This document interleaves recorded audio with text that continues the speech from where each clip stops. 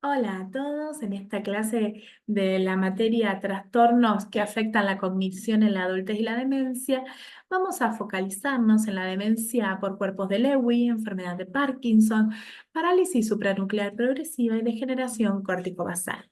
Todas estas patologías las vieron con el doctor Fernando Márquez. Conmigo vamos a repasar algunos conceptos claves y específicamente el perfil neuropsicológico. Entonces, vamos a empezar por demencia por cuerpo de Lewis. La demencia por cuerpo de Lewis tenemos que tener en cuenta que hay tres criterios diagnósticos fundamentales: el extrapiramidalismo, la fluctuación cognitiva y las alucinaciones visuales. A diferencia del Parkinson, en la demencia por cuerpos de Lewis, los cuerpos de Lewis a nivel patológico se van a distribuir de manera difusa en la corteza cerebral. Aparece un estado confusional crónico, cierta fluctuación cognitiva a lo largo de una hora, a lo largo de los días, y alucinaciones que pueden ser visuales o auditivas. En caso de parkinsonismo leve, en general sugiere una demencia por cuerpos de Lewy. El inicio puede confundirse con la demencia tipo Alzheimer o demencia vascular, pero en el Alzheimer es más progresivo, ¿sí? Los síntomas se van instalando de manera insidiosa y van aumentando a lo largo del tiempo. En cambio, en la demencia por cuerpo de Lewy, el inicio suele ser rápido y en pocos meses hay un gran avance de la enfermedad. Es una enfermedad de las demencias, es una de las más frecuentes después del Alzheimer. Entre un 15 y un 25% de las demencias es demencia por cuerpos de Lewy. ¿Qué podemos observar en el perfil neuropsicológico? Déficit en la atención, funciones ejecutivas, habilidades visoespaciales.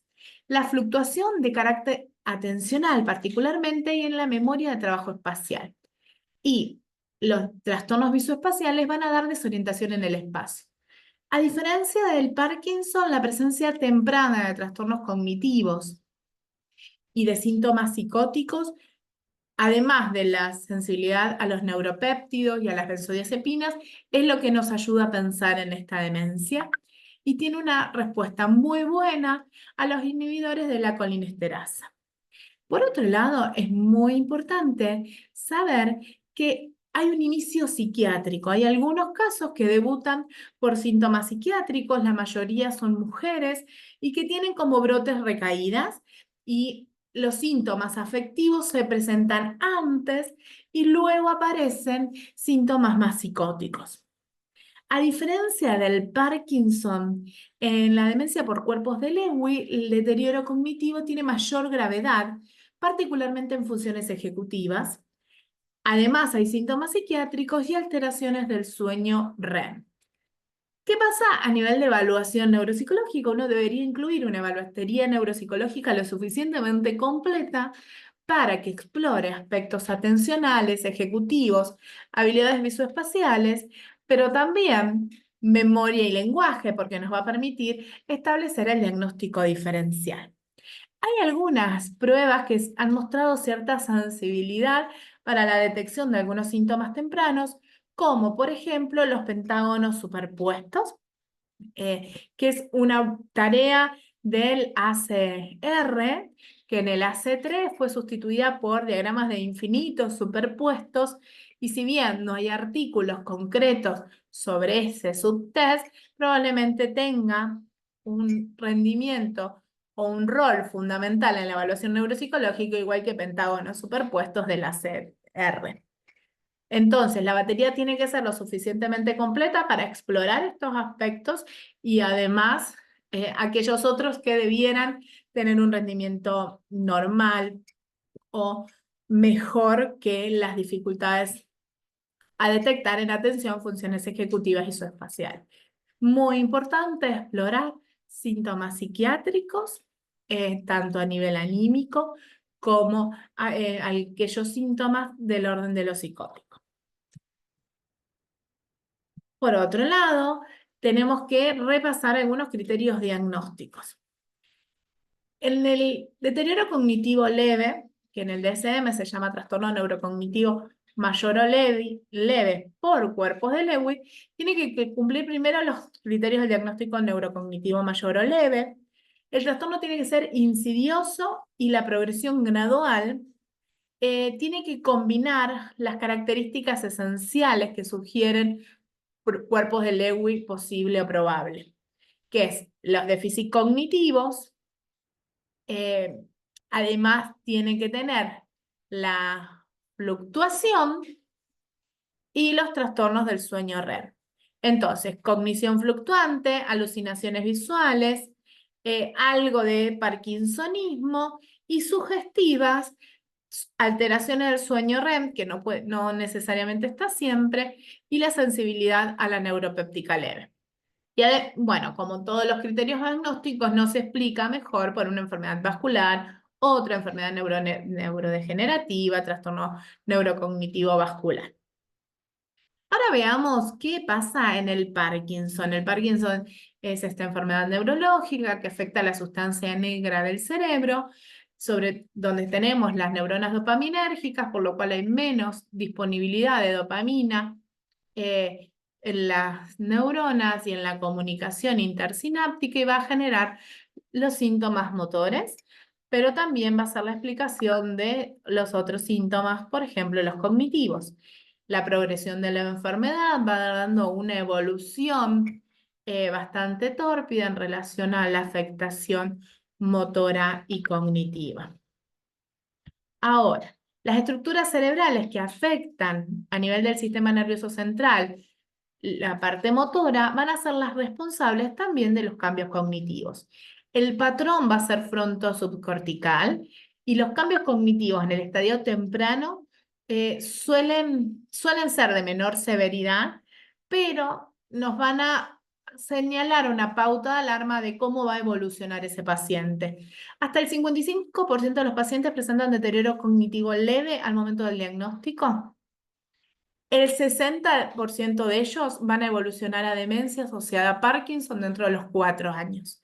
Por lo cual, presentar deterioro cognitivo leve al momento del diagnóstico de la enfermedad de Parkinson es una pauta de alarma, ya que el 60% de los casos van a convertirse a demencia. ¿Qué es lo que vemos? En la enfermedad de Parkinson podemos ver psicosis, depresión, apatía como síntomas del estado de ánimo, ¿sí? Y eso va a hacer que cuando observemos psicosis, depresión, apatía combinado con el perfil neuropsicológico, va a ser un indicador de una progresión más tórpida de la patología, tanto del deterioro cognitivo, de la parte motora y en consecuencia de la discapacidad. A nivel cognitivo vamos a tener alteraciones en la memoria, pero es un perfil disejecutivo. Las mayores dificultades van a estar en la evocación del material previamente aprendido, en el contexto de almacenamientos conservados, o sea que tienen puntajes normales en la instancia de recuperación. Las dificultades en la atención tienen que ver con dificultades en la alternancia atencional y el lentecimiento en la velocidad de procesamiento de la información. Hay que tener cuidado acá, que muchas veces los instrumentos que utilizamos para evaluar la velocidad del procesamiento de la información requieren de habilidad motora. Entonces, en casos de Parkinson con mucha afectación motora en miembros superiores, se sugiere tomar pruebas orales, como por ejemplo el Trial Making Test versión oral. La disfunción ejecutiva incluye déficit de iniciación, planificación, memoria de trabajo. Hay alteraciones visoespaciales y también alteraciones en el lenguaje. En la producción de palabras hay disartria e hipofonía. En la fluidez verbal, tanto fonológica como semántica, también se han reportado muchas dificultades en la cognición social. A nivel de teoría de la mente, cognitiva y afectiva, algunas publicaciones hablan de una diferenciación de teoría de la mente cognitiva y afectiva y otras no reportan esta diferencia. Y sí es muy importante no descuidar la posibilidad de síntomas conductuales y anímicos, ya que en el 30% de los pacientes hay depresión y hay trastornos de ansiedad altamente frecuentes, sobre todo en los periodos off. Por otro lado, es muy importante mencionar que Recientemente se ha descrito que mientras el 56% de los pacientes con demencia por Parkinson tienen un perfil de tipo subcortical, hay un porcentaje de los pacientes que tienen un perfil más cortical. ¿Qué quiere decir esto?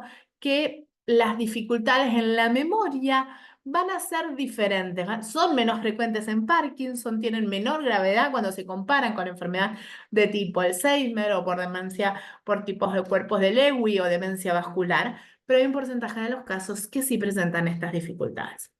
A nivel de batería neuropsicológica, el test de reloj suele ser una de las pruebas que, si bien no es específica, nos ayuda a detectar anormalidades visoespaciales que declinan tempranamente. Entonces, en el test de reloj, personas con diagnóstico cercano ya afectado, es un indicador de deterioro cognitivo leve y posibilidades de progresión a demencia. Hay algunos instrumentos evaluados para que sigan de screening, como el test de fluencia verbal fonológica en Parkinson, con muy buenos valores de sensibilidad y especificidad, y también el INECO Frontal Screening, que lo vimos como prueba de screening específicamente ejecutiva, en Parkinson tiene buenos niveles de sensibilidad y especificidad. Ahora, se han evaluado algunas versiones online, ¿no? De pruebas online para el Parkinson. En este artículo de revisión revisan todas las que se han estudiado hasta el 2024, pero podemos ver que hacen referencia a pruebas aplicadas mediante videoconferencia. Entonces, el MoCA es uno de los más elegidos, aplicados por medio de una videoconferencia. Y cuando hablan de versiones autoadministrables, ya sea por plataformas, por smartphone, hablan de escalas, ¿sí? Escalas de ánimo, de actividades de la vida diaria, ¿sí? De síntomas específicos, incluso cuestionarios de Parkinson específicos, que incluyen toda la sintomatología. Con respecto a los criterios diagnósticos del DSM, repasemos. Lo primero va a ser que cumpla criterios para el trastorno neurocognitivo leve, que ya los hemos visto cuando vimos trastorno deterioro cognitivo leve. También tiene que aparecer en el transcurso de la enfermedad de Parkinson. El inicio suele ser insidioso, pero la progresión puede ser un poco más rápida. No debiera atribuirse a ninguna otra afectación médica ni explicarse por otro trastorno mental. Y tiene que cumplir algunos criterios, ¿no? Uno puede diagnosticar trastorno neurocognitivo mayor o leve debido a enfermedad de Parkinson, sí. No hay evidencia de etiología mixta. La etiología mixta puede ser alguna degenerativa que no sea Parkinson, cerebrovascular, neurológica, sistémica, o la enfermedad de Parkinson precede claramente el inicio del trastorno neurocognitivo. Entonces, algunos de esos dos criterios deben estar. Ahora, cuando analizamos las diferencias en estas dos patologías que acabamos de ver, Parkinson y cuerpos de Lewy, tenemos que tener en cuenta algunas cuestiones. Primero, son iguales con respecto a que el déficit cognitivo está en más de un dominio cognitivo, que van a reducir la autonomía funcional, que en estadios avanzados no es tan fácil distinguir un subtipo de perfil neuropsicológico, sobre todo porque son multidominio. El inicio es insidioso, aparece junto a sintomatología extrapiramidal. Ahora, ¿qué diferencias hay? En Parkinson, el inicio y la progresión suele ser más lenta y gradual. El perfil neuropsicológico es frontosubcortical. Los síntomas motores preceden en años a los síntomas cognitivos y se debe a depósitos de alfa-sinucleína y degeneración basal de Meyer. A nivel neuropsicológico, funciones ejecutivas, organización, planificación, solución de problemas, habilidades visoespaciales, eh, tienen episodios de desorientación, no es algo que sea constante. Hay un perfil de memoria, dice, ejecutivo, hay dificultades en la fluencia verbal, fallas en la atención selectiva, enlentecimiento, apraxia visoconstructiva, ¿no? Apraxia para la copia de figuras biotridimensionales. Y también tenemos que tener en cuenta de todos esos cuáles son los predictores de demencia. El empeoramiento de la marcha, la depresión severa, la pobre respuesta a la levodopa, alucinaciones visuales y auditivas, y también complicaciones motoras, caídas, inestabilidad postural, empeoramiento y deterioro de la conducta, mayores síntomas cognitivos, mayor deterioro de la función ejecutiva, más déficit visoespaciales, deterioro irregular en la memoria episódica en función de los tipos de tarea que utilicemos y trastorno en la memoria, la habilidad verbal y motora, y no motora. Ahora, ¿qué pasa en la enfermedad por cuerpos de Lewy? El inicio es de progresión rápida. Es gradual, pero ya no es lenta como en el Parkinson, sino que es más rápida. El perfil no es fronto-subcortical, sino que puede ser cortical o subcortical, por donde se depositan los cuerpos de Lewy. La sintomatología extrapiramidal, las manifestaciones cognitivas ocurren en el año, ¿no?, del diagnóstico. El deterioro de la conciencia, estas fluctuaciones, desencadenan periodos cortos de confusión que se van a mechar con aquellos de más lucidez. Y hay periodos de somnolencia diurna. A nivel neuropsicológico, fallas ejecutivas, un perfil de memoria disejecutiva atencional, habilidades visoespaciales alteradas, fallas en la atención sostenida, en el lenguaje y fallas en la fluidez verbal, síntomas neuropsiquiátricos como alucinaciones visuales, aumento de las fluctuaciones cognitivas, mayor deterioro en funciones ejecutivas como la memoria de trabajo, la planificación, la flexibilidad cognitiva, la capacidad de solucionar problemas, suelen ser bastante más lentos en la resolución. Empeoramiento de habilidades visoespaciales, aumento del deterioro en la habilidad práctica ideacional, aparecen anomias, alteraciones del habla, aumento de los síntomas neuropsiquiátricos y compromiso global de la memoria. Fíjense en cuán importante es poder hacer aportes al diagnóstico diferencial y tener presente estas características relacionadas con la patología en sí misma. Ahora, ¿qué pasa en la parálisis suprarrenal progresiva, que es un desorden bastante raro, de etiología desconocida, que lo que se caracteriza es por trastornos en la marcha, caídas hacia atrás, rigidez axial, pérdida temprana de los reflejos posturales y la parálisis de la mirada? Fue descrito en 1964, en donde lo que ellos ya dicen en el artículo original, que hay cambios cognitivos y en la personalidad como parte del cuadro clínico. En la parálisis supranuclear progresiva hay alteraciones oculomotoras, esta lentitud en las sacadas verticales y la parálisis supranuclear de la mirada. Asinesia, aparece un parkinsonismo que puede ser simétrico y axial, resistente a la levodopa. Inestabilidad postural y en la marcha, esta inestabilidad postural marca una tendencia a caer hacia atrás, y deterioro cognitivo, fundamentalmente subcortical, con enlentecimiento y disfunción frontal. Recuerden, en los perfiles subcorticales vamos a ver fallas ejecutivas por los circuitos fronto-subcorticales del prefrontal. A nivel del perfil cognitivo vamos a tener enlentecimiento, es una de las primeras características que tenemos que saber, dificultades en el cálculo, en la dificultad ejecutiva y alteraciones en memoria de trabajo, en razonamiento abstracto, resolución de problemas, planificación, flexibilidad, afluencia fonológica peor que la semántica, a diferencia del Alzheimer, en donde la semántica está peor que la fonológica. Síndrome de dependencia del ambiente, hay conductas de utilización e imitación, síndrome de dependencia ambiental, como vemos en la demencia frontotemporal, o en aquellos pacientes con traumatismos de cráneo frontales. En la memoria, los trastornos están en la evocación, con almacenamiento conservado, por eso es un perfil ejecutivo, y hay trastornos conductuales, conductas autoguiadas, perseverativas, cambios repentinos del humor, aparece depresión, apatía y agresividad. El deterioro en el lenguaje a menudo es un problema temprano y persistente en la PCP. ¿Qué es lo que vemos en el lenguaje? Tenemos tres variantes. Una no fluente gramática, diafasia primaria progresiva, una pérdida de la gramática y del habla y la escritura telegráfica.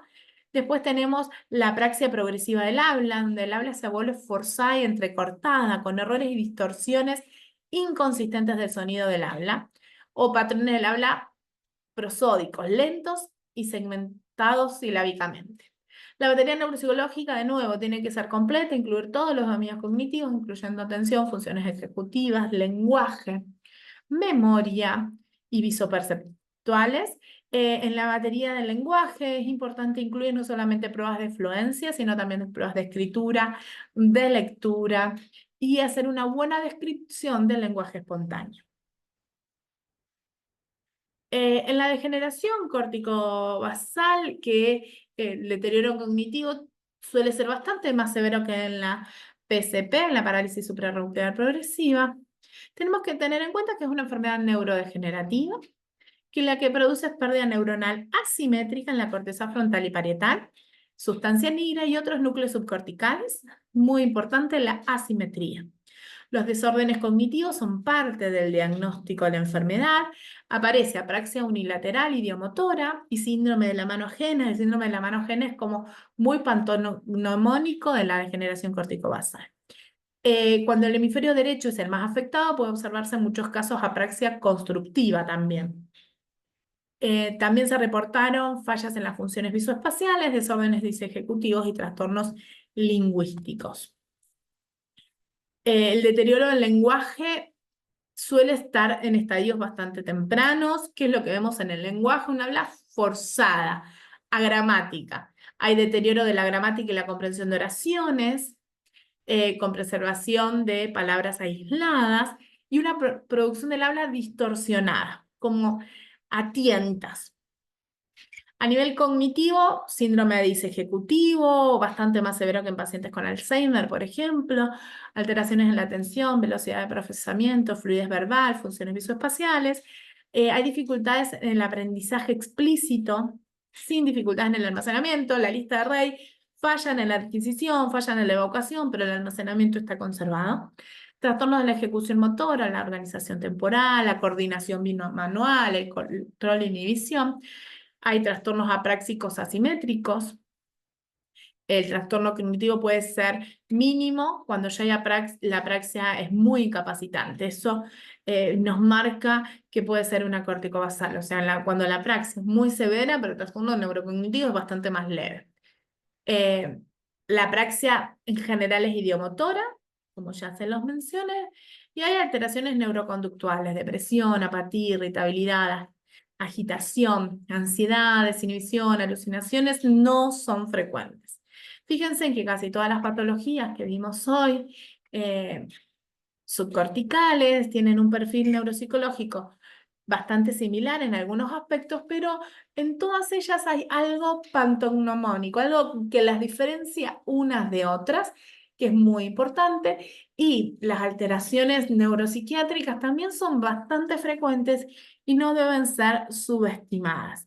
Fíjense en cuán importante es incluir pruebas de lenguaje en la batería neuropsicológica y si no incluimos una batería extensa a nivel de lenguaje, sí una buena descripción de aquellos aspectos que evaluamos del lenguaje, por ejemplo, por medio de el AC3. O podríamos usar pruebas de screening específicas para el lenguaje como el Mini Linguistic. Muchas gracias. Y en esta clase les voy a proponer como actividad que armen un cuadro comparativo sobre los perfiles neuropsicológicos y los síntomas patognomónicos en las 4 patologías que hemos visto.